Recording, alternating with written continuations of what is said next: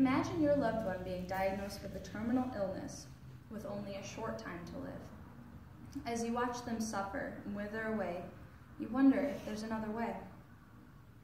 Millions of people have either suffered or watched a loved one suffer through a terminal illness. Having always been interested in the topic of assisted suicide, I decided to research it further. Despite the stigma that assisted suicide hangs over its head, it is not as horrible as people seem to think it is. Today, I will be discussing a few aspects of assisted suicide, including who started the practice, how the practice works, and whether or not it should be legal. First, let's take a look at who started the practice. Assisted suicide began in the 1980s by a man named Jack Kevorkian. He was born in 1928 in Pontiac, Michigan, where he spent most of his life. He graduated from the University of Michigan's medical school and became a pathology resident. Along with working in the hospital, he was also administered a lethal injection to prisoners on death row, giving him the nickname Dr. Death. He retired from hospital work in 1982 so he could focus on his main passion, which was helping his patients kill themselves. He gained major amounts of publicity with this in the 3.5 years that he was working. And during that time, he carried out over 21 different acts. But Kevorkian's practices were stopped by the Michigan legislature, where they declared it a felony to knowingly provide a person with the means to commit suicide or to physically assist in the act. Kevorkian was opposed by the majority of the medical community because they said that he violated the first rule of practicing medicine, which was to do no harm. However, Kevorkian responded to this by saying that he had never intended to harm any person and only wanted to give them the control and respect that they deserved. Jack served multiple jail times for this, but that didn't stop him. He continued to try and fight for what was right. But he finally died on June 3rd, 2011, where after multiple jail sentences and all of the criticism that he dealt with.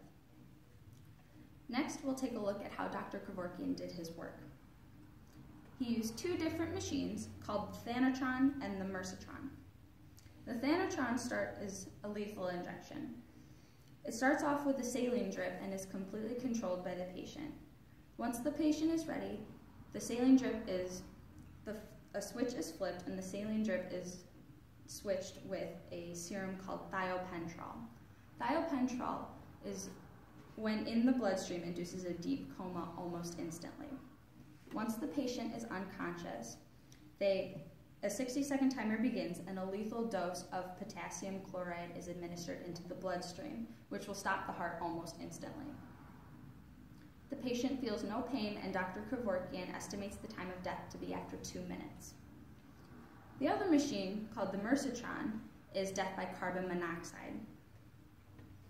A mask is put over the patient's face, and the canister is enclosed with a clothespin. When the patient is ready, they will move the clothespin and start breathing in the carbon monoxide until they fall unconscious. Dr. Kevorkian estimates the time of death to be about 10 minutes, and there's still no pain. So now it's time to decide whether or not the practice should be legal. Assisted suicide is no doubt a very controversial topic, but it should still be an option for people who are suffering. Mary Klein is suffering from a very severe ovarian cancer and doesn't know how much longer she has left.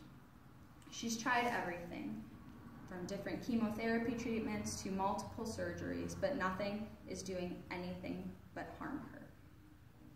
She's been left with blood clots, anemia, nausea, eating difficulties, walking difficulties, diminished immune system, and many more. Klein says that if she had the option for assisted suicide, she might not choose it, but it would bring her much more comfort knowing that it was an option for her. As she loses control of her body, the idea that she can control the end of her life or to not end her life would be very comforting for her during this time. Lawmakers are working on making assisted suicide a legal practice for doctors, in the state of Michigan. With this law passed, doctors will finally be able to prescribe a lethal injection for the terminally ill who so choose. Now patients will be able to choose the end of their suffering instead of spending every moment for the rest of their lives in excruciating pain. Now let me ask you this. Would you rather watch your loved one suffer every second for the rest of their life while losing all control over their body? Or would you want them to pass away peacefully with dignity?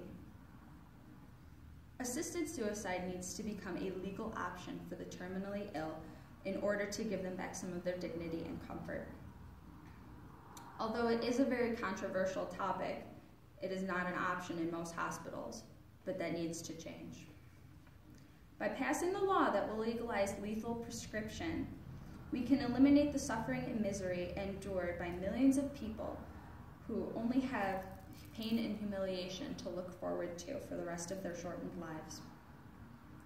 All people have a right to freely choose what they do with their lives, and I think we should honor that and give them that choice.